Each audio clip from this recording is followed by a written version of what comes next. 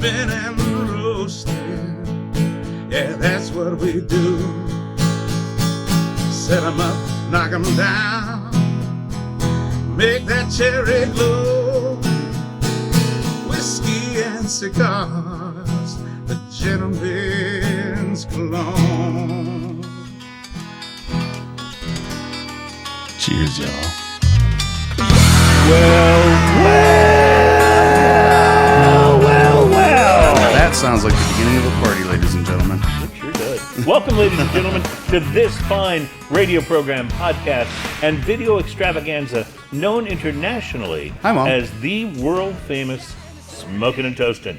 We're here for show number 373 on location at one of our favorite places in the world, the Casa De Montecristo at 610 and 59 in Houston. Yeah, this place. This is the place where I stop most times before the show to pick out a cigar and do a cigar review. So I'll sit up which here, you'll then talk about later. Which then I talk about, like because it's fresh on my mind because I just smoked it. But our studio is right around the corner from here, so it's really nice, like 5 minutes away. Right. So we picked a really good and convenient place for it. It's even in line and on the way. I have to pass it anyway, so that's really nice. Our guest this week is Josh Kane from Casa De Montecristo. Josh, welcome to the show. Thank you for having me. It's a pleasure to be here. I've never had a cigar before. Don't inhale your cigar. Sorry about that. Josh, welcome to the program. You were recommended to us as the right person from Casa De Montecristo to sit and talk cigars with us today. So it's a pleasure to be on the show. I've been in the shop for 8, maybe 9 years. Mm-hmm. I started back when it was Serious Cigars, and I've worked for the Casa De Montecristo family for probably close to 6 years now. Mm-hmm. This is one of their busier shops. It's a good location. How good much selection. How much did the shop change? Because I was a customer of yours back when you were a few blocks away in the other I used location. to go to that location. And then you a lot. moved over here, but it was still Serious Cigars at that time. How much did being a Casa De Montecristo change things, just in terms of the shop itself? I'm sure it changed how you had to do reports and stuff like that. But it didn't change all that much. I mean, it still feels very similar to me. It's the same the people. personality of the shop. Yeah. It's the same location. It changed in the back end, back office stuff, but cigars are conversations. They're people. They're memories. That stuff hasn't changed at all. And one of the things that I really love about this spot is that you've got a really nice sort of VIP members room, and that's where we're doing the show today. But for those who aren't VIP members, there's plenty of room for them to smoke. There's plenty of comfortable chairs. There's 2 other lounge areas. Yeah, and there's plenty of great conversations going on right now in both of those lounges. I love that, Yeah. It's just, we talk about this a lot, that cigars, to me, seem to be one of the few things that bring people together these days. You've got greater polarization than ever on so many things, from politics to all kinds of things. And yet, although I'm sure there's political discussions that crop up in here from time to time, it feels like everybody's more just like, it's the cigar that's kind of bonds everybody in here. And I love that about great cigar lounges, and this is one of the best ones. It's pretty entertaining when I walk in sometimes. There are a bunch of regulars here that I've gotten to know over time, and they're all sitting around the TV yelling at the Jeopardy, like playing along with Jeopardy on the TV. It's pretty fun. I love that. That's awesome. Cigars bring people together. Mm-hmm. It brings, male, female, young people, old people. Sure. You get athletes, you get musicians, you get politicians. Musicians are crazy. I am smoking right from the humidor here at Casa De Montecristo. One that I believe this is a Casa exclusive. This is the 1935 anniversary Montecristo cigar. Yeah, buddy. And Josh was in the humidor with me, and he was suggesting some things to smoke, and I said, Ian's going to need another cigar, and he said, well, maybe Ian should smoke this one. He handed me this. And I was like, wait a second, that's an AJ Fernandez blend, isn't it? And he said, yes, it is. I said, okay, Ian will get something else. I'll be smoking the AJ, because I am a certified AJ fanboy. Oh, he's a total fanboy. So the 1935 edition Montecristo, I believe, got #2 cigar in the world a couple years ago. the line extension, that specific size, is a store exclusive just here. It's kind of like a short Corona style size, and it's just stout, and it's coffee and raisin and licorice. And it took it about, I don't know, maybe 7 or 8 puffs before all these flavors just started to materialize. And it was just absolutely wonderful.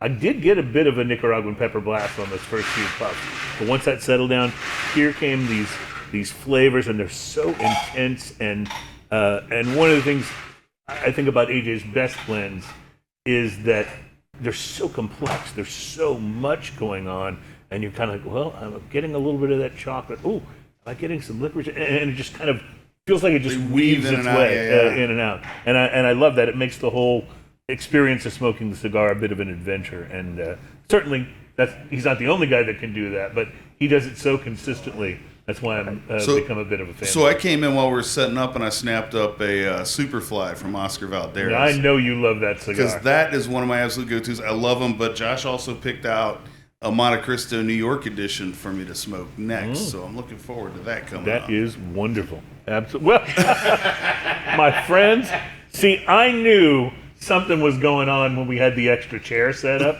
We have now been officially podcrashed by the one and only Alan Denny. Welcome to the show. I heard there were cigars, alcohol, and bad decisions here, so I had to show up.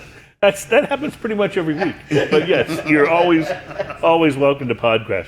I will also point out, and by the way, we want to say a big special thanks to our special guest from last week, Will Brooks, the global brand ambassador for Herradura Tequila, and our good friend and smoking and toast and cocktail expert, Roberto Rivas Villar, who is actually here today as well. He heard we were going to be smoking cigars and drinking, and is like, okay. We're now the hang. Yeah, but I appreciate because he earned the beers we'll be pouring for him today because he brought along this very cool wireless mic, which I'm trying out. Yeah, we're trying out. Think like about it getting lot, some of so. those for on location stuff. Yeah, That'd be super like nice. it. So anyway, welcome to the show, and welcome, Mr. Denny. Well, it's fabulous It's good to see you. I haven't seen you in a while. It has been. Since you went to the Eras tour, apparently. Yes, I wish. I see your Taylor Swift. Hey, I love Tay Tay. Yeah, well, kinda like I just myself, realized but- you are wearing the Taylor Swift. I am. store shirt. But you didn't see the show? No, I wish. Okay, well, it's on Disney Plus. Maybe you can watch it on that.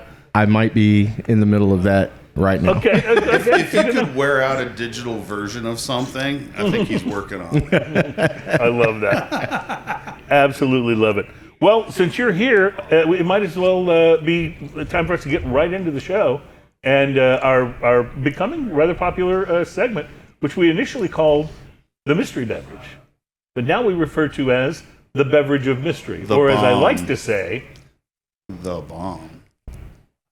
so here we are.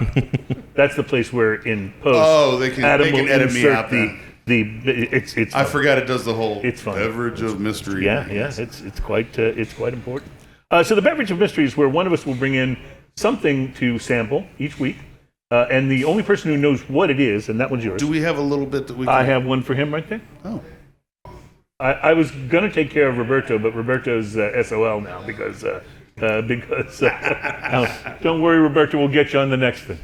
But the beverage of mystery is where the only person on the show who knows what this is the person what brung it, and that would be me today. So everybody wants to take a little. It smells IPA-ish Yeah, take a little. Smells sniff like peach. of the beverage of and mystery. fruity. Got peach. Yeah, it's. Peach Jolly Rancher. I am picking Peach Jolly Rancher. Very well said. Bubbles Terry. are a little bit big, though, so it's not beer, I think. All right. Nope, it's not beer. Ooh, tastes like grapefruit when you drink it. Yeah. He seemed so disappointed when he said, "Nope, it's not beer." It is. Nope, it's not beer. It is very peachy. It is very peachy though, Is this a new flavor of Sounds Monster? like a new game. Nope, it's not beer. or at the very least, the Saturday Night Live skit, right? It's tart enough though that it gives you that little feeling Yeah. right under your ear. You get know that. what I'm talking Yeah. about? What are your thoughts? What are your thoughts, sir? I think it sucks with this cigar. It does not go well with cigar. They're not marrying all that well. No. I can say. This Alan? is way too sweet for me. This is not something I could drink. I'm wondering if this is a new monster flavor. Well, let's see what we have. It has almost a cheap wine kind of thing going on too. Yeah, I can taste that. Like wine cooler ish without the bubbles. Yeah. Remember those Seagram's golden wine? Yes. Bruce That's Willis exactly did the what- commercials. That's Or who exactly- were the guys? Bartles and James. Bartles and Remember James. those And James. guys? We are dealing with a hazy gold, Imperial, tropical, and unfiltered from City Orchard. That's the brewery, but we are dealing So with. this is a hazy cider thing. It's a hard cider with natural flavors. Hazy Imperial with hints of tropical fruit. You know, I've had some of their stuff, and I like some of their straight up ciders. I don't think I like this one. I taste the tropical though. It does taste tropical. This might be better if you weren't smoking a cigar, and if you were like, outside on a hot summer day, and this was fresh out of the cooler. I could see maybe, but I agree with you, Ian. It's still a little sweet for me. Yeah, it's a little sticky. I think. I like my ciders to be a little more crisp and maybe not quite so. Yeah, you could sugary. drink too many of them and it'd give you a tummy ache if you weren't careful. I feel like that, the Jolly Rancher. Yeah, you like the mentioned. Jolly. I feel Exactly. like and that's probably not for everybody, but that would be the road to heartburn for me. I got you. Right down the road to heartburn. All right, so with the beverage of mystery now out of the way, let me tell you a little bit about what you can expect on today's show. We will be talking cigars a lot because we got Josh here, and it'll be fun to just have another cigar voice, if you will. We could probably sit back and just watch Josh and Alan talk about cigars. You guys want to do the show today? I want to be smoking this excellent cigar. I'm picking up a little uneven burn there, but that could be my fault because sometimes it's hard to keep talking and keep the cigar burning correctly. Although you seem to have no problem. I had to relight mine. Okay, well, fair enough. I'll touch this up in a moment. But first of all, we are going to be trying. And by the way, I meant to mention this, but the beverage of mystery music is called The Visitor, and it's by Shane Ivers at Chosic.com. Thank you, Shane, for allowing us to use your track. We'll be trying to do a little beer tasting on the program today. From Real Ale Brewing in Blanco, Texas, the Wrist Rocket Imperial Blonde Ale. That sounds good to me. I love real ale. Yeah, or I don't know about the I'm a big title, though. fan. Almost sounds like a marital aid. From That's the the shake weight. yeah, oh yes, that is for sure. That is for sure. Do they still sell those? I don't know. I have no idea. I bet there's a whole bunch of used ones out there you can buy, though. Oh, that sounds questionable. Yeah. Don't put them under a black light. From Boston, Massachusetts, the UFO Beer Company, which is a division of Harpoon, will be trying their Maine Blueberry. It's a blueberry ale. Ooh. And the last UFO fruited beer that we tried was outstanding. I don't know if you remember it. It was like a triple berry. Mm-hmm. So this is their Maine Blueberry. So I'm a big fan of blueberry. We'll see how that works out. And from Four Fathers Brewing, not Forefathers, but Four Fathers, as in Dad's, Four Fathers Brewing, their barrel-aged Valhalla. It's an Imperial Stout. That sounds impressive. That we'll be trying. Yeah, those guys are out of Valparaiso, Indiana. And some rum today from Puerto Rico, the Ron del Barrilioto Puerto Rican rum. So we'll be trying that as well. So lots of good stuff. And of course, we will be doing our popular segment, Drinking News. Our Drinking News teaser headline for today is a new wrinkle for support animals. So we'll get to all of that, and we will be back with our next segment in just a few moments, live from Casa De Montecristo on location in Houston. This is Smokin' and Toastin'.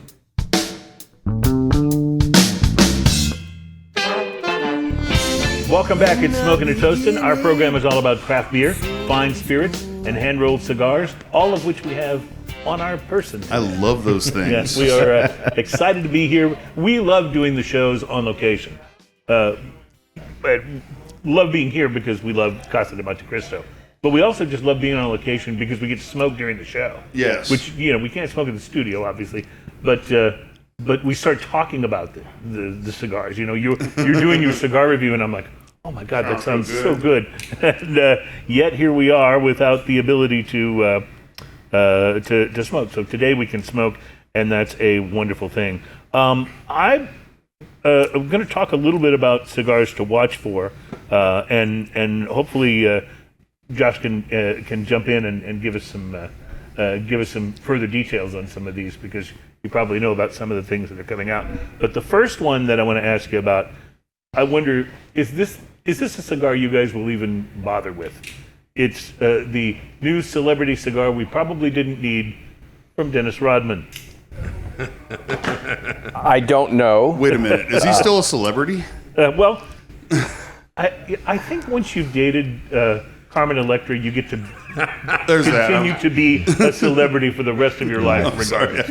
But, I read up on the cigar. I'm not familiar with the manufacturer, and it's a real limited edition. Yeah, it's Dreamer Cigars, I believe. I know he's a big time cigar smoker. Yeah, he is a big cigar fan. I did know that. And he's an interesting dude. Like he really is. Like I can't figure him out. I mean, just when you think you kind of got, oh, okay, he's kind of like that, then he goes way over here for something else. You never know what's happening. Yeah, never know what's happening. He was a hell of a basketball player. There's that. I did get to see him play in Chicago with the Bulls one game, and he was just amazing to watch. That was quite a thing. But I just don't know if we need a Dennis Rodman cigar. Do we really need that? I don't know. We may need it more than the pizza-flavored beer that we talked about last week, which, by the way, I'd like to send this challenge out to anyone listening from any place where, maybe from Colorado or California, where you may have a better shot at getting your hands on this new pizza-flavored beer from Voodoo Ranger and Tombstone Pizza. We have to try one of these on the show, and they're going to be hard to find, at least in our area. So, if you can find one, reach out to me, st@rfcmedia.com. I'll send you the address. If you send me just one can of that beer, I will send you a care package of great Texas beers. The trade will be totally in your favor, because you'll be getting great beers from Texas, and I'll be getting a probably very questionable pizza-flavored beer. But we really want to try it on the show, so that could be a hard thing to get our hands on. Maybe we'll reach out to Voodoo Ranger and see if they'll send us one.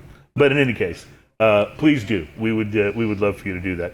Other cigars that are coming out. I understand there's going to be a new Padron. Do you know anything about this this new Padron Perfecto, which is only the second one they've ever released? That is going to be the Padron's 60th anniversary. You know anything about that one yet? Padron's 60th anniversary is kind of a Solomon shape. Oh. Their 80th anniversary was a box press Solomon shape. This one is not. There's one roller in the world that's making the cigar. So it's going to be limited, but as far as I know, a regular production, and I imagine you'll be able to find it at Montecristo. Yeah, that's pretty exciting. I want to try to figure out, though, if they've already released the 80th anniversary, how is this one the 60th anniversary? I don't understand the math. 80th was a tribute to Orlando Padron's 80th birthday. Okay, this is the 60th anniversary of the company. Rocky does that too. Like, he'll jump all around with the different anniversaries, but they are generally good cigars. Well, this is, from what I understand, it is going to be extremely limited, but they're going to continue to make it.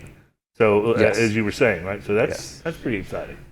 I didn't mean to cut you off. We do have to take a break. We'll be back. We'll talk about this and more, and we'll taste our first beer, which I'm really excited about, this Wrist Rocket from Real Ale. It's an Imperial Blonde. So that sounds awesome. We'll get to that in a moment. We'll get a test.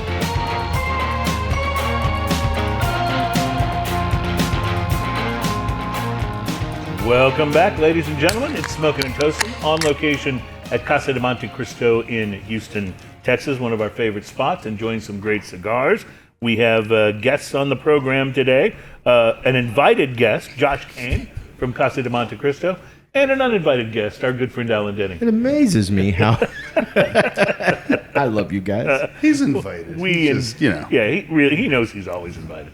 He can pod crash anytime he wants. If only Chris would come walking around the other corner. See, Chris has basically disappeared from us. He used to be really concerned with how much time he versus you got on the show. But he's, I think he's concerned with other things. I do miss the Facebook Live and the guy that would come on and go, who cares about those guys? Well, it's one of our guys. Another cigar to watch for. is from one of our favorite cigar makers, E.P. Carrillo. Ernesto Perez Carrillo is doing a Sumatra wrapper cigar, which is the first one from E.P. Carrillo. And it gets even better than that. It's the first release of something called the Essence series, and they're going to be releasing periodically cigars with different wrappers in this same series, and the Sumatra is the first one. Now, unlike the Padron, which we were saying during the break, you think is probably going to be north of $35. They haven't released the pricing, but for a cigar that shape that requires that kind of roller, and there's only, to my knowledge, one guy that's rolling it. I'm going to point out in their defense that 45th anniversary that they have, which might be one of my favorite all-time cigars, is 34-ish, 35-ish. It's worth every penny. It's unbelievable. I hear you. And sometimes you just got to treat yourself that way. You know? And the Padron 80th Solomon is one of the finest cigars in the world. And that one is, what, about... 35. 35, yeah. And it's just incredible. Well, the E.P. Carrillo Sumatra is going to be a bit more affordable than that. It will be released as a 5x50 Toro, and it's about $9.25 suggested retail, and $10 for the 6x52, and there'll even be a Gordo 6x60 for just under $11. So looking forward to that. I'm sure that's something you guys will have in stock, right? I think so. And a lot of the stuff that EP has been putting out lately has just been awesome. You know, the Encore, the La Historia. I'm looking forward to the Encore Black. The Pledge was fantastic. There's a few cigar makers that, like, anytime they put something out, I'm just on it, and that's EP. So good. For sure. And so you were an EPC rep for a while. I was. And you know, you're still pretty high on their cigars. Yes, I bought a box and split it with a dear friend that might be sitting among the four of us. We bought the Encore Black, and you know, I bought one. We bought the box, and I bought one to smoke. And I went back over to the shop where I bought it at, and bought everything they had. Wow! From smoking the one, and those are not cheap either. I haven't smoked one of mine yet, but they're absolutely fantastic. Yeah. I was wondering, because sometimes, you know, when a brand new cigar comes out, and I know there wasn't a ton of age on that cigar, I know for a fact, and you know, with all the blending and everything that goes into it, I was curious, is this going to be great out of the box? You're going to let it rest for 6 months. It is one of the best cigars I've ever smoked in my entire life. So it is memorable. So you guys split a box, is what you're telling me. So Ian, remember when the AJ Fernandez Dorado line came out? And I said, you know, my friend and co-host Ian, I cannot abide with him not being able to taste this cigar. And I gave you one from my very small box of 10. I think I smoked it while I was mowing the lawn or something. Yeah, I think you probably did. We were talking about the cigar earlier during the break. That's a fantastic That is a wonderful cigar, and fantastic cigar. So, I'm also a fan of Tim Osdener and the Osdener family cigars. I've told the story before, but I got to meet him back when he and his father were doing CAO, and got to just chat with him for a while, and just loved how passionate he was about cigars. So I was thrilled when he got kind of back into the cigar business. He's now rolling out a milder cigar. It'll be called the Firsat, which means something. I have no idea what it means. But the CAO and the Osdener family stuff is not on the lighter side usually. So. Yeah, generally speaking. Now, there's some of those. The CAO had a couple of lighter cigars, and I think still do. But when you think of them today, you think of like the camshaft and some of those, you know, a little bit heftier things. But Tim says he's been kind of like on the road, sort of like promoting his brand and the Bosphorus, which is a great cigar. And he says that the comment that he's getting from consumers is they're also looking for something a little milder. And it makes me want to ask you, Josh, that, you know, we've obviously been smoking cigars for a while. Both Ian and I are kind of in the mild to medium camp, which I think is about where you land as well. But is there a larger demand, just in terms of cigar sales? Hold on, I want to adjust what you said. The medium to full camp. I'm sorry. What did I say? You said mild light to medium. Yes, medium my to bad. full. I meant medium to full. Yes, my mistake. because I definitely am medium to full is my sort of sweet spot. But thank you for correcting. But is there a larger market for milder cigars than there is for ones that they're kind of like where we have a tendency to go usually? I think when you look at overall sales, the milder cigars typically for most shops do better. A lot of cigar smokers kind of have a bell curve. They start off with the milder stuff, medium stuff, they'll get to the full stuff, and if they continue to smoke cigars, they'll drift back down to the More of a medium. more of the mild to medium cigars.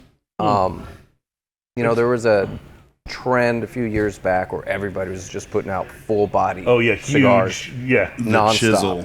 Yeah. And everybody wanted to have the strongest cigar and the darkest cigar. Kind of like the IPA with the most hops. I'm going to point out, by the way, that the LFD Triple Ligero was outrageously good. Yeah, it was. And still is, I think. I mean, they don't have that. They have the double Ligero still. They Okay. don't make the triple Ligero anymore, but it's outrageous. And just a quick aside, this Montecristo New York edition is a bit like a mocha frappuccino. It's wow.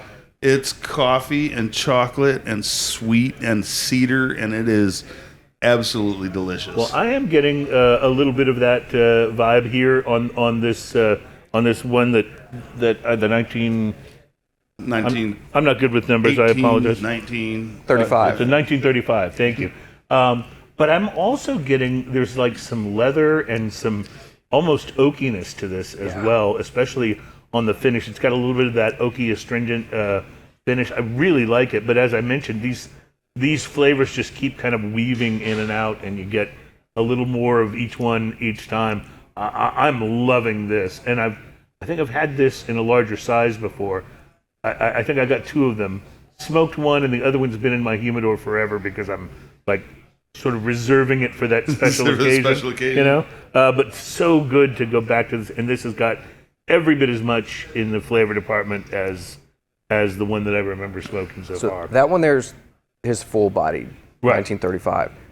They released the Diamante edition. I saw that. I haven't tried that yet. Which is a different priming wrapper, and it's more on the medium to medium full side. So it's not quite as stout as that one, and it's phenomenal too. It's phenomenal. I'm just glad I had lunch.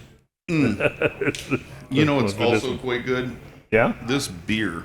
Oh, you've been tasting it, and we haven't even started talking about it yet. fair. So our first beer I call it research. that Ian is doing research on as we speak is from a really good brewery in Blanco, Texas, the Real Ale Brewery. Those guys really know what they're If doing. you ever find yourselves in the central to west side of Texas, you should go by Real Ale Brewing. It is a beautiful facility. And they make so many And they make really excellent beers. many good beers. I This is think of them as and I don't mean this negatively in any way, but a more mainstream craft beer company. In other words, they're not like always coming out with lots of crazy stuff. They seem to just really work on, doing a really good lager. But if doing you a really remember, good I IPA. think they may have started the craze for coffee porter, at least in this region. Yeah, that may I be mean, true. their coffee porter is unbelievable, and they used to have a party for the release of it every year. I think it might be available all year now, but they used to throw a release party for that thing, which I was love that. epic. I love that. This beer is an Imperial Blonde. Now, we're not used, this is what, like 8%?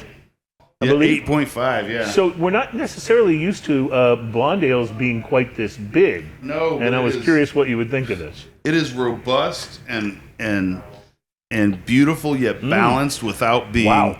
without That being a is good. huge tasting beer, which is kind of a strange thing, and it goes really well with the cigars. Yeah, I Much was going to better say than- it goes really good with this cigar I'm doing. much better than the cider did. Terry, what cigar are you smoking over there behind I'm the smoking producers? a Oliva Nica Libra that was given to me by Ian a few weeks ago for some Those reason. are good Yeah, cigars. very nice. Very nice. What do you think of this Imperial Blonde? This is fantastic. The nose on it was sweet. That's all I could say is Yeah. it was sweet. But the taste of it, it's just got everything you want in a beer. Almost got like a honey apple taste to it. It's really delicious. Yeah, it's really nice. Yeah. And it's got a bitter, crisp finish on it. in the best possible way that makes you go, I really kind of want some more of that. And very different. Look, by the way, apparently a wrist rocket, according to the little illustration on the can, is a slingshot. That's what that is. There is a slingshot. So my mind immediately went to far more adult conversation about the usage. Yes, about the shake weight and everything Yeah, else. Yeah, there's not a lot about a bunch of information on this, other than that. But yeah, their beers are just, I mean, consistently good. Like I don't know if I've ever had a real ale of any kind that I didn't think their was crispy incredibly business. Good. Oh yeah, is out. Like if you want a light, crispy summer style beer, that's an absolute go-to. So and if you do find yourself in the Texas Hill Country, you definitely should go visit them because it's it can make for a wonderful afternoon. Yep. Still to come on the program, we'll be trying from the UFO Beer Company their Maine blueberry ale. They're out of Boston and Vermont, and from Four Fathers Brewing. And I know you're excited about just the title of this, the Imperial Stout called Barrel Aged Valhalla. I love that. And we'll be trying some Puerto epic. Rican rum. That's like a Dio lyric or something like that. Terry, how are we doing on time for this segment? Still got 3. Okay, good. I don't have my usual clock in front of me, so I'm guessing a little bit. Yeah, guessing a little bit here. I would ask you, Josh, how often do you guys? I realize probably a lot after the big PCA trade show, but just in a normal month, middle of the summer, how often do you guys bring in a new cigar or a new line? Is it something that happens every month, every week? Does it happen in clusters and then takes a while? If I'm coming in looking for something I've never seen before, how often am I likely to do that? Obviously, after the trade show, there's a ton of new stuff, and the buyers kind of choose what we bring in. But on a regular basis, in a big shop like this, every week to two, we're always getting new product. You have an enormous humidor. How many faces do you have in there, just on a kind of guess? I know we've got 1,500 SKUs in the system, and they're obviously not on the shelf at all times. Right, and some of them might not be producing anymore or whatever. But. Right, but in terms of selection, I mean, it's just limitless what you can find. With regards to new stuff, I'd say every week or every 2 weeks we're going to have something new. It might be a line extension, it might be a new size, but there's always new stuff. We kind of try to feature it. I love that you guys also do it. Like right when I walk in the humidor, I always know those end caps right there. If I'm looking for something new to see what's fun and just came out, you guys always have something there. Or if someone put out something, you have a little tag on it saying, hey, I'm new, Yeah. That's really cool. But I also noticed, and I want to talk about this a little bit, maybe in the next segment because we're going to run out of time in a minute here. But you guys have a table set up right now that has all the employees here, like cigar picks. Ooh, I love that. That's a lot of fun, I think. Yeah. If you get to know what one of the staff member likes, it can kind of guide you to something, because we all like different things. Yeah. We Right. just all do. Some people like the really heavy stuff. Some people like the milder stuff. Some people like the more boutique stuff. So it kind of gives the customers a guide where to go. If you get to know your tobacconist, that's the best way to learn cigars. Get to know your tobacconist, and he'll guide you. And I always say that about shops like yours. One of the things I love is that if I come in, or maybe somebody comes in to buy, my mother-in-law comes here to buy cigars for me for Christmas every year, because she always says, what do you want for Christmas? And I always say, just buy me some cigars. Yeah. And so she comes here, and I've managed to tell her one or two things that she can remember that I like. And one of your guys will then say, oh, well, then he would probably like this and this and this. Absolutely. And she comes with the best little package of cigars for me every year. Beautiful. And it's a wonderful thing. All right, we do have to take that break that Ian was mentioning, but we will be back. There's more to taste, more cigar talk, and we're also going to tell you, we're going to ask you a question about craft beer. Has craft beer become cringe? We'll talk about that when we come back.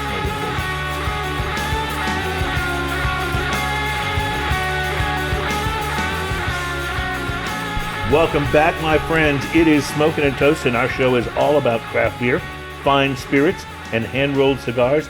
It's show number 373, and we are on location at one of our favorite places to smoke, Casa De Montecristo in Houston, joined by Josh Kane of Casa De Montecristo, and joined by our good friend Alan Denny. It's a Nice pleasure have to you be back on the show. Man, You it's a haven't pleasure been to on be in a here. while. We're halfway to 400. Can you believe it? Thank you for If you figuring do the that math, out. it's 300 and what now? 373 today. If you divide that down to cents, it's halfway to 400, just about. Good to know. It's close though. You have to estimate a little bit, round it up, I don't carry normally it I don't normally do to logarithmic. I don't normally do a lot of math, but I was with a buddy of mine earlier this week who is really good at such things and does calculations in his head, that type of thing. And I told him about how we were doing our 373rd show this week and how you'd gone to the trouble to, figure out that was halfway to 400. And he told me something fascinating. What's that? Next week, for show number 374, according to my friend, we'll be halfway to 500. Oh. So, wow. Mind blown. Yeah. I have some very strange friends, by the way, as evidenced by the one holding the ukulele right now, because we're going to talk about this very interesting article that I read on InsideHook.com. Pretty cool website. They have articles about all kinds of things, leisure and wellness and culture. But they wrote an article that came out just about a week ago. And the title of the article is craft beer cringe right now? Years ago, the subtitle says, loving an IPA meant you were hip. What happened? And it goes on to say that the whole idea of craft beer has now become, to some degree, mocked by some generations. It's far from, immune from the cyclical nature of what's in and what's out. And we've seen the industry struggle a little bit in the last few years as other forces have come to bear on it. But we've also seen that the younger generation, according to this article, hold a comedy-tinted mirror up to the craft beer lifestyle. They say take the Gen Z kids of craft beer dads, the kids roasting the dads' untapped habits on TikTok or elsewhere on TikTok. They talk about the craft beer fan, the ones who are probably a little annoying at parties. That's because bearded straight white guy with a love for a great porter or IPA. That's Gen Z kids making fun of somebody who actually has a hobby in their life, who actually does something. Anyway, sorry. Well, look, it's obviously not cringe to Something take not your job. on social media? Yeah, right. It's obviously not cringe to take your job seriously, the article says, if you make beer or work with it. It's not cringe to enjoy craft beer, learn about it, and help foster the community aspect of it. And breweries who make a balance of what brewers and consumers want to drink, sans judgment or snark, and who are more invested in creating an engaging third place, not cringe. But what is it about craft beer that makes it an easy punching bag on TikTok? Oh, because it's ubiquitous. Like, it's become something that everybody knows about a little bit now. And so what happens is, and it's not a fad, because it's been going on for, 20 years now? Right. Super strong 20 years now. It went through incredible growth before it kind of slowed down. And bubbling up before that. So it's not like, I don't know, what do you call it? Sparkling. Sparkling White claw things. Right. And stuff. Yeah. I think that we saw that have a rise and fall pretty quick. It's not Pretty like quickly, right. It's not like a lot of those sparkling drinks. A lot of fads like that. The craft that beer come thing and go. reminds me a lot of the cigar boom. If you remember back in the 90s when all of a sudden cigars became so hip and everybody was smoking cigars, people that had never smoked cigars before. And that boom lasted, what would you say, Josh? 3 years, maybe? Maybe a little longer than 3 years. But when it sort of died down, it left cigar smoking, which maybe had been here, and the boom took it way up here, and it leveled off and went down a little bit, but stayed at a much higher rate. Right. And what happened was because there was so much more interest, so many more boutique cigar brands were born. Right. So many people started doing so much more interesting things with cigars. I mean, a company like an EP Carrillo didn't even exist prior to the boom.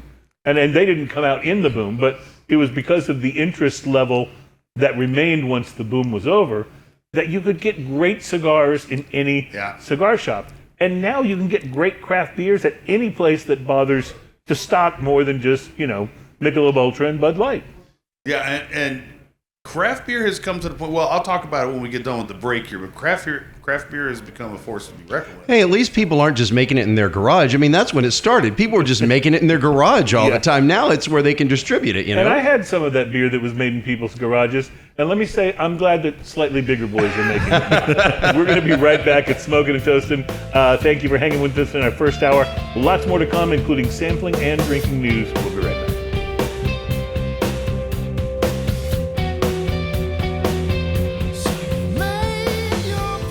Welcome back to Hour 2 of Smokin' and Toastin' number 373. My name is Cruz. My co-host, is Ian Barry. We have Terry Michaels on the Wheels of Steel. What's it? Making it happen. And our guest for this week, Mr. Alan Denny, friend of the show.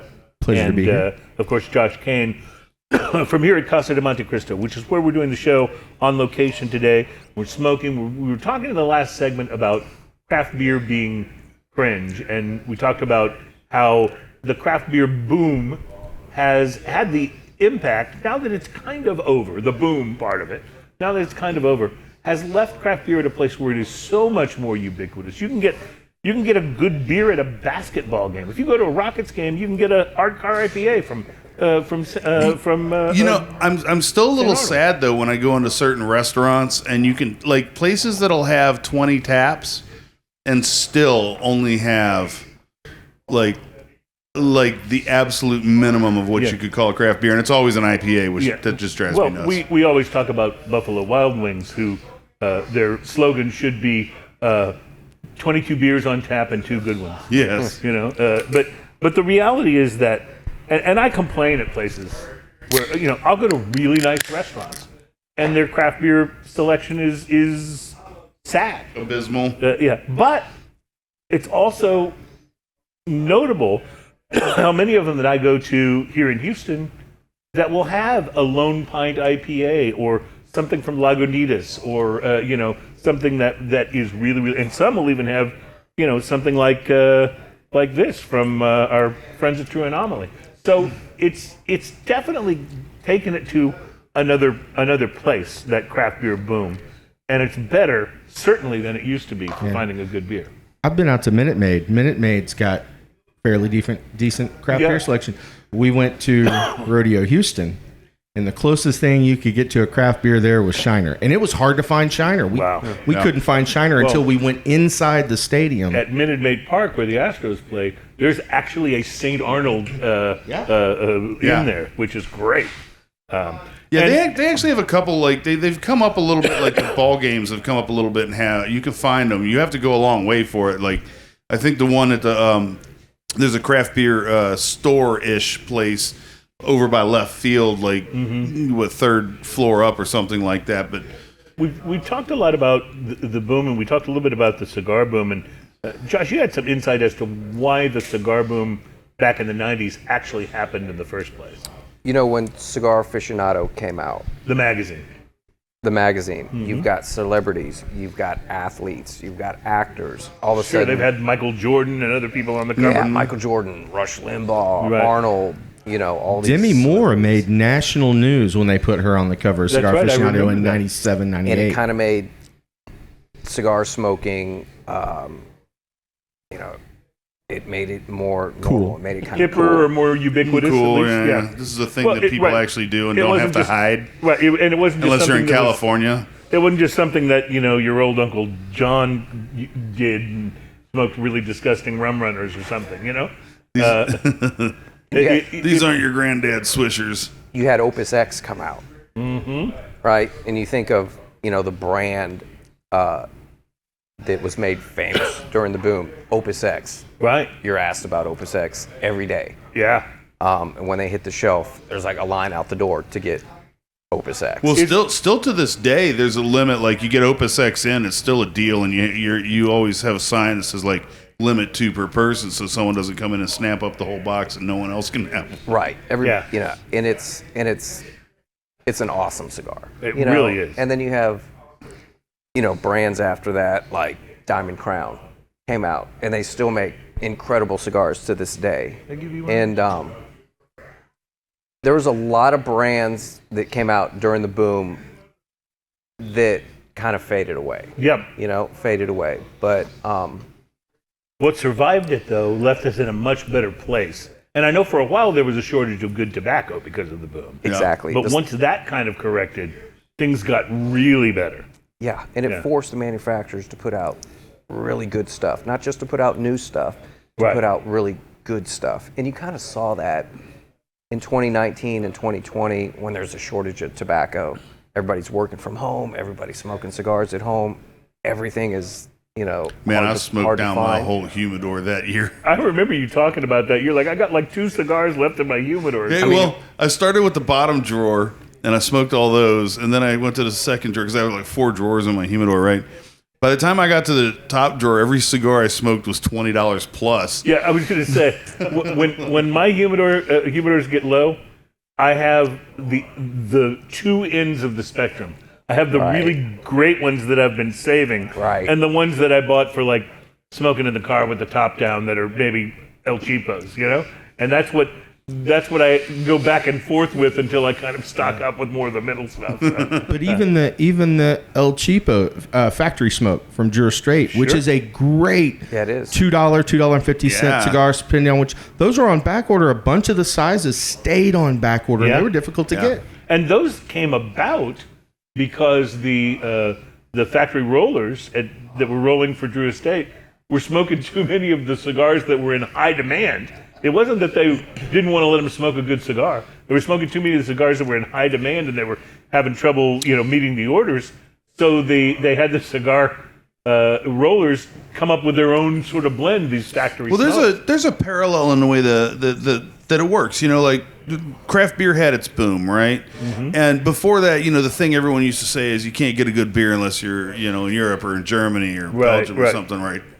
And now those breweries are brewing American styles. Mm-hmm. Like those the ones in Europe, are brewing American styles. That's how far we've come with the craft beer. Before the cigar boom, the only quote unquote good cigars you could get came from Cuba, right? That's what the people would say all the time. And people are realizing that's not really true. Like, I mean, Cubans make great cigars, and they also make bad cigars. Just like Germans make great beer, and if you've ever had Beck's, you know that German makes bad beer. Well, it happened right after the boom. The same thing that has happened with craft beer. We've seen it. You've talked about it numerous times on the show. The little craft beers that are fantastic getting bought up by InBev and some of the others. Sure. That happened after the cigar boom. Some of the big companies, Altadas, Scandinavian Tobacco, they bought up a lot of. They bought up Scandinavian. Drew bought Estate up even.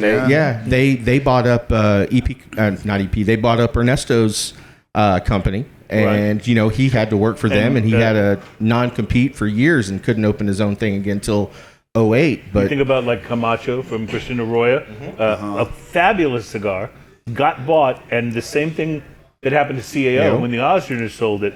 The quality suffered for a while. Yeah, so did Camacho badly. It really did. Now, I will say that both of those cigars companies have come back pretty substantially. Yep. There are some great CAOs, there are some great Camachos available now, and the quality, even just the quality of the rolling of the cigars itself has gotten better.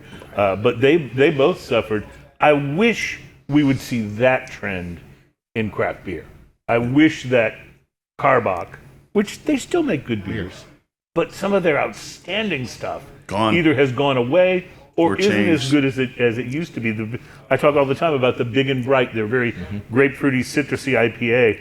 They, if my understanding of this is correct, they were told by AB InBev, you're using too much grapefruit. It's too expensive. And they had to cut back on the grapefruit.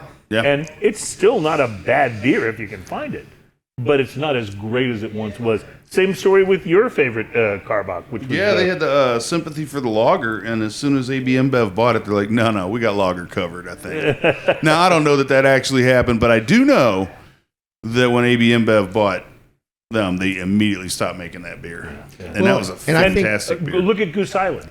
Their bourbon barrel things that they do every year are still absolutely fantastic. Yeah. But a Goose Island IPA is not nearly Not as the good same. as it once was. Well, same. even the stuff I can remember 5 years ago, Goose Island, the bourbon barrel aged stout that they would put out, there would be lines for that. You could Right. 2 days after it was released, it was gone. Yeah. You can go into HEB or Specs and find bottle after bottle after bottle. You can find different years of it. Used to Yeah. be the only place you could even find something like that would have been D&Q Mart, which is a great little store we talked about in a break here in Houston over off of Richmond, just east of Montrose. They had he was like one of the only places where you could find that kind of stuff. You know? Well, the difference with them versus cigars, Fuente started the Opus X, which today, if you put a box on your humidor right now, you would have guys in here lined up to get that cigar. Right. But InBev increased their production, so it took the notoriety away. Yeah, the special where I can go get that anytime I want at the grocery store versus Opus X where they kept that still limited. Yep. Now, there is one trend in craft beer that's gone the opposite way of being acquired by the big guys, and I fully applaud this, and that is a number of breweries that have decided they were going to sell to their employees. Yeah. They became employee-owned. And one of those is the brewery that turned me on to IPAs and turned me on to craft beer in general back when I started my craft beer journey, and that's Harpoon Brewery out of Boston. They're now employee-owned, and they have a separate line that they market completely separate without the Harpoon name on it that is UFO. And UFO has a tendency to do Hefeweizens and wheat beers and a lot of beers that UFO are started off fruit-oriented. as one of their beers, right? And Correct. It was their turned it Hefeweizen. right, and then they was turned the it into the UFO. line. And so now, and we had several months ago a UFO fruit flavored beer, like a triple berry, that was just absolutely outstanding. So that's what made me pick up this Maine blueberry UFO. It says a which we're trying refreshingly today. crisp and subtly sweet blueberry ale. I've already done some research on this. Yes. It's delicious. There was a time when I really did not like fruit flavored beers. Now, it was one thing if you had citrus hops and we're using that for a citrus thing, but any beer that I think back to some of the lambics and stuff that I tried early on that had fruit in them, I just wasn't a fan. Oh, So I can do these, some of those. They've figured some of these out. This is great, though. This is not sweet. This is blueberry. It's essence of blueberry, and it's beer. And It's wonderful. I And love it's- blueberry flavored things. I love blueberries. This is really themselves. good. Blueberries are one of the coolest snacks you can eat because they're actually so good for you that it kind of counteracts any of the eating that you may be doing.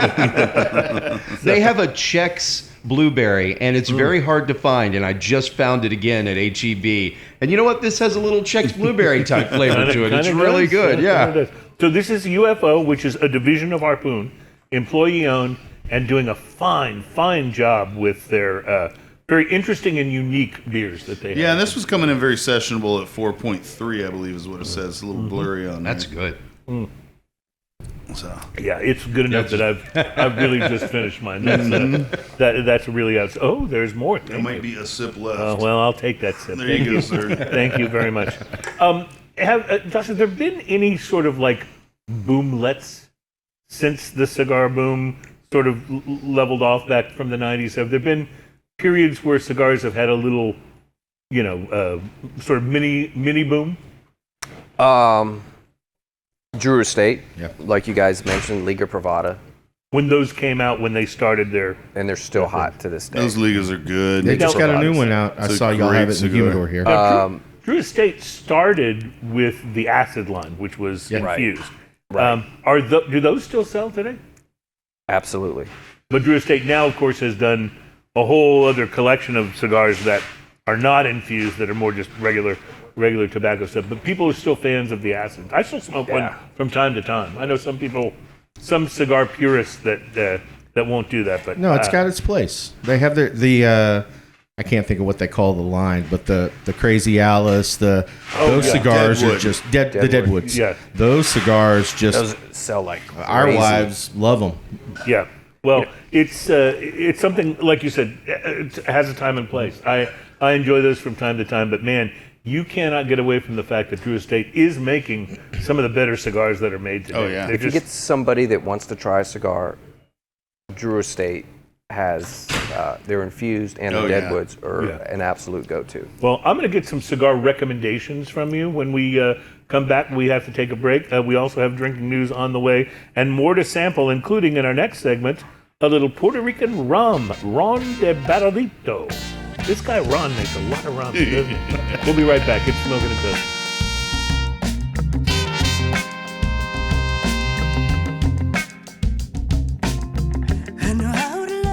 Welcome back, my friends. It's Smokin' and Toastin'. Our show is all about craft beer, fine spirits. Oh, fine spirits. That's Yes. your cue. Ooh, nice. was Fine pretty good. spirits Sounded and good. hand-rolled cigars. And here on Smokin' and Toastin', I will remind you that when it comes to our sound effects, we spare every expense. We have authentic sound. When you hear a bottle open, it's actually us opening a bottle. We sacrifice a bottle or a can every single time you hear it. And I noticed, by the way, when I opened this, I noticed that you had very carefully taken away the clear wrap that would have been around there. Well, and you yes. also cleared the neck a little bit so as to make sure that we don't have any spills and things like that. And I appreciate your attention to detail when you bring. I knew that we were going to be at Liquors. Casa De Montecristo this week, and I'm sure they have certain OSHA requirements for safety and things that are important that they that they're able to maintain. And so I wanted to make sure we were in compliance. Well, I can tell you when I opened it, there was no paper or plastic cuts on my finger. Yep. And also because the bottleneck was cleared down to a certain amount, there's no spillage whatsoever. I live to serve. That's all I can do. I just want to say thank you for your services. I just during the break I lit my second cigar, and in fairness to me, the first one was a short one.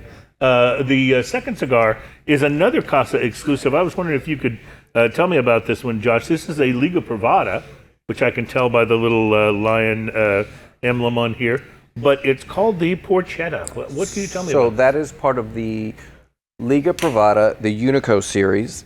It is a Casa de Montecristo exclusive Liga called the Porchetta. So you can't get a Porchetta anywhere other than at Casa, is that right? That's right. I believe it translates, I could be wrong, I believe it translates to like pork tenderloin or something like that. I believe it uses Introducing yet another really delicious thing. And there is, by the way, a certain sort of meaty, savory quality to this cigar. and I that I'm think already there's some picking up. Brazilian tobacco in that. I could be wrong, but I think it's Brazilian tobacco with some Nicaraguan fillers, medium full, and it's a unique kind of soft box press. Yeah, you're right. Liga. It's box pressed, but it's a little rounded at the It corner. stands out next to the other ligas as well. And it's got a sort of a tapered head on it. You know, Yes. it's not exactly a bellicoso, but it's got a little taper to it. Well, so far, I will tell you it's delicious and completely different from the last cigar that I had. Completely. So different. this, look at the tube Rondo that this Barrilito. comes in, man. This is fantastic Yeah, looking. that's looking good. Rondo Barrilito. Barrilito? Barrilito. Brand Superior Special. And by the way, Puerto that's Rican rum. Spanish for Ron of Barrilito. It's pretty good. Your Spanish translation is I'm getting better. quite adept. I'm getting better. So, So have you had a chance to do any research I on this did. yet? I did a research while you were talking over there, Yes, and yes. this is delicious. Yeah, it's really wonderful on the nose.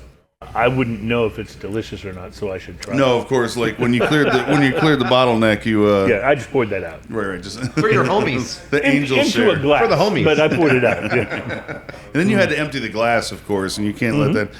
No, this is fantastic. I love how it has a very mineral right up front, and Yes. then it goes into a very classic rum with the dark molasses kind of flavors, and then it has a little bit of heat right there at the back of the palate, but it's in such a pleasant way. Like you want this sitting around a fire kind of thing.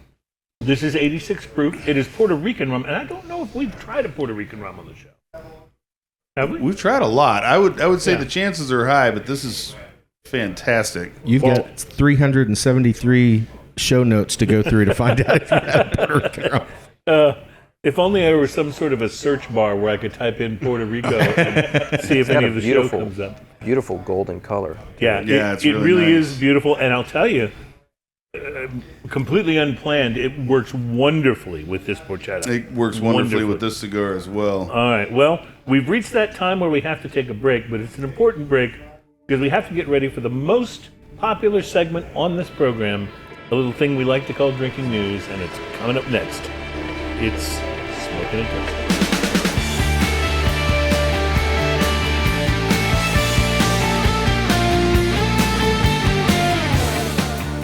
Welcome back. It is Smokin' and Toastin'. Our program is all about craft beer, fine spirits, and hand-rolled cigars. It's show number 373. We are on location at Casa De Montecristo, one of our favorite places. And I haven't come here and just hung out in too long. I got to just come back. We just need to meet up over here one afternoon for cigars. This place is fun. It's got a lot of personality. The regulars are fun to hang out with. I think I'm almost a regular now.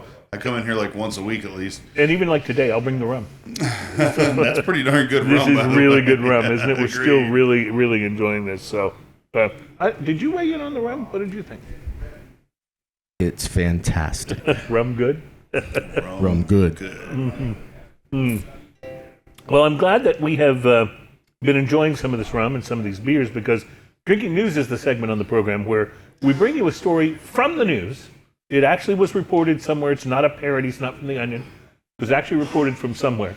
And these are stories that are sometimes, but not always, about drinking.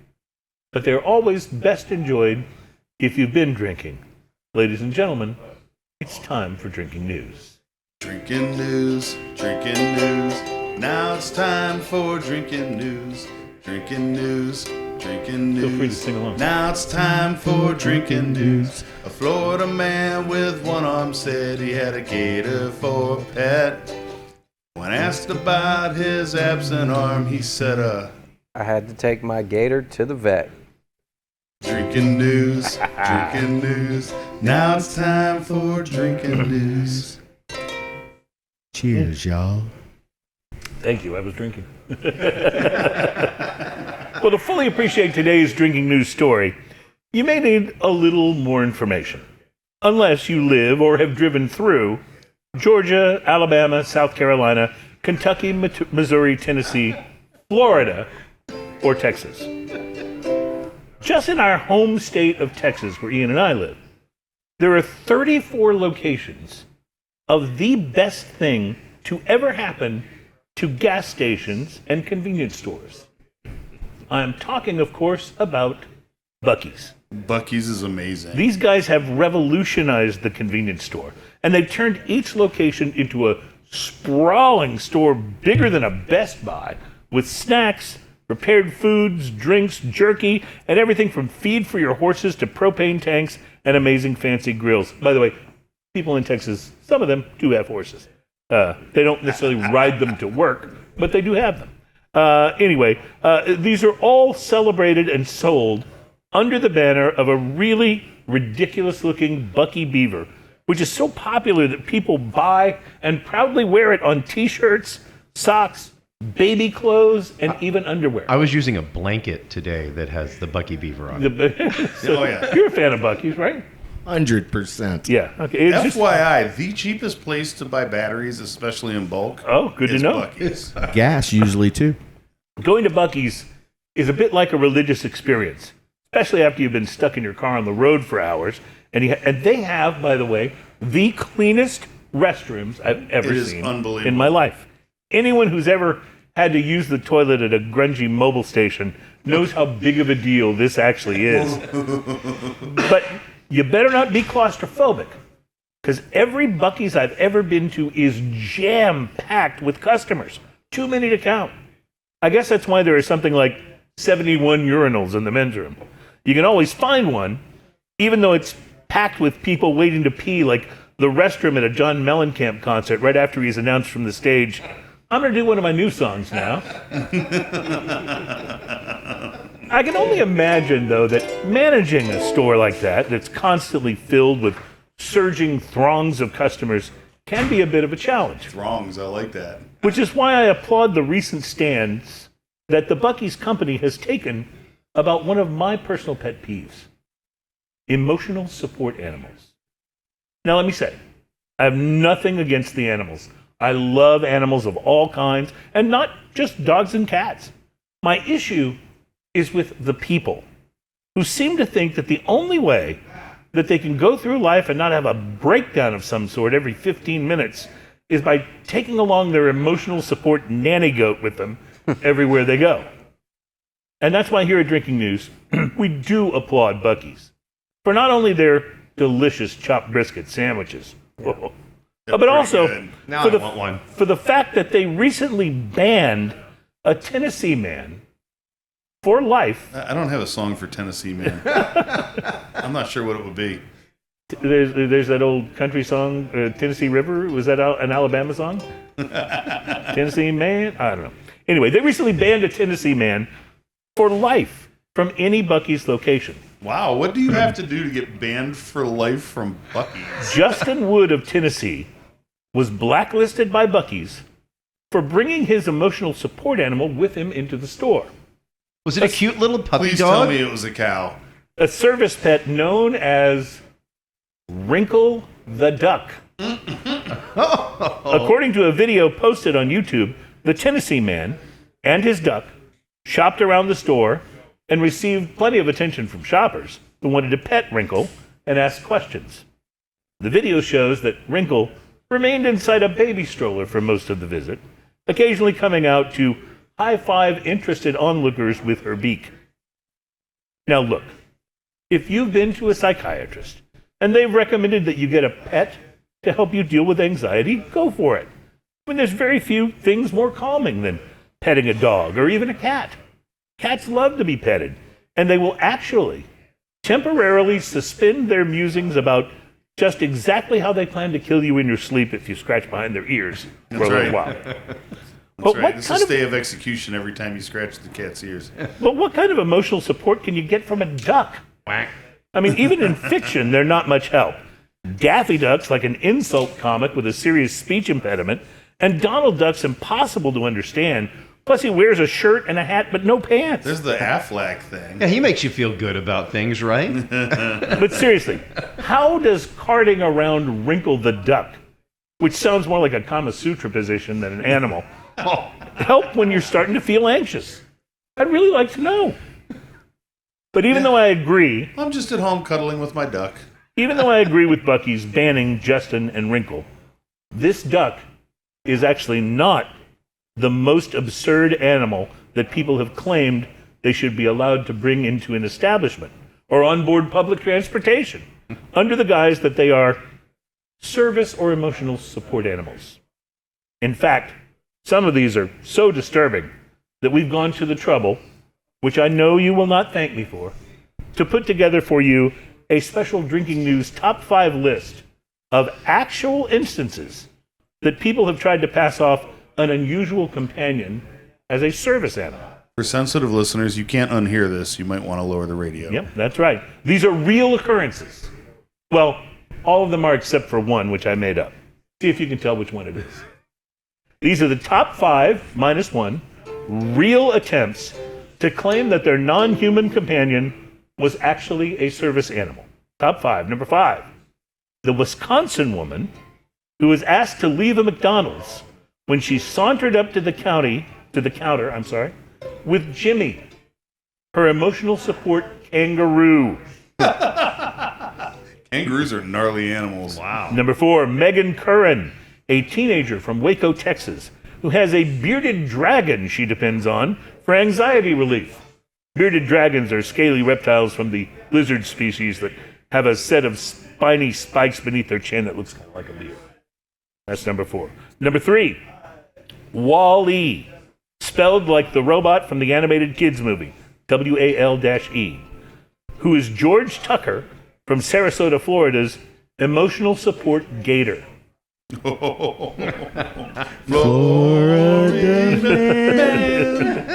Number 2, a woman who was booted from a U.S. Airways flight in 2014 because her emotional support animal, or service animal, became disruptive. An 80-pound emotional support pig. Oh, boy. And the number 1 real attempt to pass off a non-human companion as a service animal, number 1, a woman who was denied entry to a United Airlines flight in 2018 after attempting to board the plane with her emotional support peacock. Reporting live from the airport, where I just don't understand why they won't let me on the plane with little Peter Parker. my emotional support tarantula. My name is Cruz, and that is your... Drinking news. That's our time for drinking news. Look, there shouldn't be a support animal in the thing that you might say, hey, wait a second, everybody, I can't find my support animal, and it causes a ruckus on the plane. That shouldn't be allowed. Little Peter Parker, where have you gone? Snakes. That kangaroo story was not true, was it? Actually, it was. The one I made up was Wally Gator. Oh, Wally Gator. Yeah, the others were actual instances that I was able to find verification of that actually happened. Florida man, I would have thought the gator was legit. I was sitting there thinking the bearded dragon wasn't real. I'm crafty like that. You are? You know, living in East Texas, there was a point in time in my life where I looked out the front door in the house or front window in the house where I grew up, and I wasn't exactly sure what to do, so I called the police station. And the lady said, "Is there an emergency?" I said, "It's not really an emergency, but there is a gator in my front yard." Mm-hmm. And she goes, "Huh. We'll send someone out. We're not sure what to do about that." It can't be the first time they'd ever had that call. Gator in the front yard. I would like to be the cop that was like, yeah, no. How many cops passed on that? I also before? had to make the call a few times. There is a herd of cattle in the front yard. Yeah. And their response usually was, "Well, whose cattle is it?" And my answer was, "I'm not entirely sure, but there's like 3 or 4 ranches right around here, and we lived right in town." Yeah. Well, I will just mention that when I made up the one, which was the Florida man and his gator, I did think about making it a story from Liberty, Texas, but I knew that you would probably know that was the one I made up, just because that's, where Hughes was raised. A Liberty man. Yeah, right, exactly. That would be pretty entertaining. Liberty Interestingly man. enough, Ian and my wife's best friend are both from Liberty, Texas. And I've been to I Liberty, knew her Texas. in high school. I've been to Liberty, Texas, and I never intend to go back. I'm just saying. And apparently it's such a big, sprawling place that even Ian knew her in high school. Yeah, exactly. He probably knew. It was like, I went to such a small high school, I knew everybody. My graduating class was about 150 people. You got me beat. Mine was 58. Well, that's a very small town. That's Lytle, Texas, ladies and gentlemen. My That's son where I goes grew to up. Wisdom over here. I think there must be 1,000 people in each grade. Yeah, exactly. All right, Ian has now opened, and I see it like sitting in the top of the can like a viscous can of motor oil. He has now opened the Valhalla Imperial Stout. This is my kind of beer right here. this is a Look stout at that. from Four Fathers, as in F-O-U-R, Four Fathers. Like 5 Brewing. guys, but 4 fathers, 4 daddies. Yeah, that's right. So while he's pouring that, I wanted to ask you if someone comes into the store and they say, "Hey, I want to buy a really special cigar for someone. I'll spend on one cigar. I'll spend $30 to $40. Sure. What are a handful of cigars that you would recognize? Okay, something really special in that kind of price range. Where are people going to get the bang for their buck? What I would try to do is try to narrow down the occasion. Is it a birthday? Is it a graduation? Right. Is it a Christmas gift? And let's Is it say Friday? Yeah. And then you could always ask them, are there anything in the past that you've seen that this person might like? And if they say, I don't know, I'm just buying a cigar for somebody. Mm-hmm. But you can ask some questions to find out what they may like. Do they drink coffee? Right. Do they drink it black? Do they like it with cream and sugar? Do they like the Starbucks stuff? I love how how detailed you would get for this. You could say, what kind of desserts do they like? If they're like, well, he likes vanilla ice cream, or he likes the fruity stuff, or does he like Dutch chocolate? Would he drift towards steaks, or would he like, is he more into like salmon and vegetables? You can kind of narrow down somebody's palate. Mm-hmm. And once you kind of narrow it down in that price range, we carry the full line of Davidoff. Mm-hmm. We carry the full line of Fuente. Obviously all the Drew Estates and Padron. and you can normally pick out a really special cigar, Davidoff, Padron, Fuente, and then we've got the high-end Altadis cigars on the shelf as well. And, are they looking just for the packaging? Or are they looking for like something really special? If you happen to have some Ligas in the back, you might have some Opus X, you might have some... Got a Fire, maybe? Got a Fire, yeah, that's a good one. And Davidoff has always got the special releases, and the Zodiac releases. Sure, yeah. Those are really hot. And then especially this time of year, right after the trade show, you'll get the real limited edition stuff. You Love can kind of narrow it down. All right. I've taken a sip of this stout, and we have to talk about it. So we'll do that in the segment when we return, because we got to take a break. It's Smokin' and Toastin', we'll be right back. Awesome.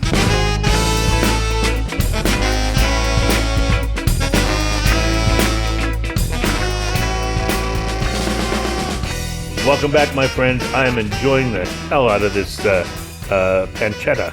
Porchetta. Pancetta is a different thing, but this is really, really good. And I have a feeling it's going to go well with what I just tasted at the end of the last segment. So I have been my doing some first research sip. on this Please particular speak to me. Breathe. liquid, and it is outrageously good. This is the I just barrel want to point out aged. that Terry was the only one who got that? That caught my joke. Well, maybe you did. You're smiling.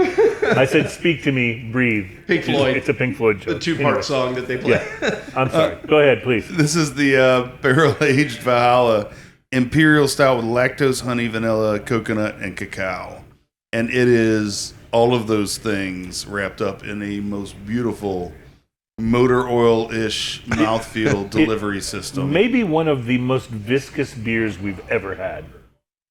It's just as thick as it. It's almost like it's like one step below drinking the Hershey syrup from the can. It says not all beers are created equal on here, and then it says the forefathers of beer: water, malt, hops, and yeast. What's the ABV on that? Let's see. Brewed and canned by forefathers. Let's see. 2023. Keep cold, drink fresh. 1 pint. I'm not seeing an ABV on See if here. I can. They're scared. They Yeah, don't right? want to put it on It's there. probably terrifying because it tastes quite boozy. So I don't think they have it on the can at all. But this is outrageous. Do you not have to put it on the can? Some states you don't. Oh, okay. Totally apologize Come for in. not silencing my phone. Who is it? It's somebody named. Looks like their last name is Spam. First name is Potential. Sorry, Pat. Yeah, sorry about that. Valhalla Russian Imperial Stout. According to, I didn't sign on to the Wi-Fi, so this may take a moment to load. But I was trying to find What is it about? 9.7% ABV. Yeah, there you go. What is it about cigar shops? It's something about like when you put the word cigar shop above a building, it immediately becomes a little bit of a black hole for Wi-Fi. Wi-Fi and It's a cell good phone excuse service. for not getting a hold of the wife. That's true. That's true. It may be. You're right. It may be on purpose. It's on purpose. It's like, Hey, are the you phone still wouldn't work. smoking? I'm sorry. Is there a secret to this, Josh? I agree with what you guys said. I mean, Because I'll walk outside and then my phone will go ding, ding, ding with like 3 different texts that I should have gotten. Honey, where are you? I was trying to text you for 20 minutes. The house is on fire. Come home. I was in a dead zone. Yeah, it was a dead exactly. zone. Oh my goodness. Well, this is a truly wonderful and somewhat over the top Imperial Stout. It's pretty crazy. Yeah, it really is. But if you're a fan of these kinds of things, if you like the kind I of am. beers that Ian likes, I would this drink. should be I on would your drink list. this floating down the river, no problem. And it may actually help you float. It may be buoyant. I'm convinced that it could be. If you spilled it into the water, it would Definitely just would float stay on across the top, yeah. We're at You could get it back. We're at Casa De Montecristo in Houston, a wonderful and enjoyable place to smoke. We're having such a great time here. Josh, what should people know about your shop that you think is maybe its best quality or qualities? This is the only one in town that has the VIP lounge, which includes the cigar locker, which keeps your cigars fresh 24 hours a day. We've basically got 3 different lounges throughout the shop. The massive walk-in humidor. And it is huge, by It's the way. massive. It's a grocery store. Yeah. It's a good group of people, diverse group of people that all get along. get together every afternoon, smoke cigars, talk about stuff. Good place to watch a game. Yeah. Good. We're kind of centrally located by all the hotels. People from out of town come in here. The cigar taxes in Texas are extremely low. So we get people from out of town. When they're here, they load up on cigars, take them back home. Sure. I remember when I was visiting, I spent a month working in Los Angeles a couple of summers ago. And Ian came out there with me because we did a show from out there. And I asked him, could you please buy some cigars and bring them with you? I'm running out, and I don't want to buy them at these rates out here in California. We host the Texas Cigar Festival in April. All the vendors get together for a big... Ooh, that's coming up just a few weeks then, huh? Coming up in a few weeks. What's the date on that? I think it's the second weekend in April. Second weekend in April? I'm going to have to check. Going to do it at NRG again? No, we've got an indoor venue just in Humble. All the vendors will be there. Smoke inside? Absolutely. Smoking, Only one drinking. other...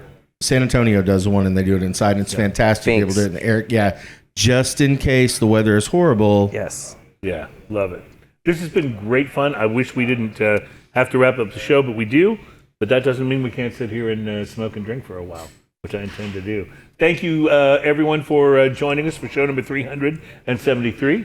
Thank you, Alan Denny. A pleasure, as always. And Josh, thank you so much for sharing some of your cigar smarts with us. And thank you. And for pointing out what cigars we should smoke, because you were spot on for my two. Thank you. It was an honor to be on the show. Fantastic. Have a great week, everybody. We'll see you next week for show number 373, when we'll talk about, have beer flights become passé?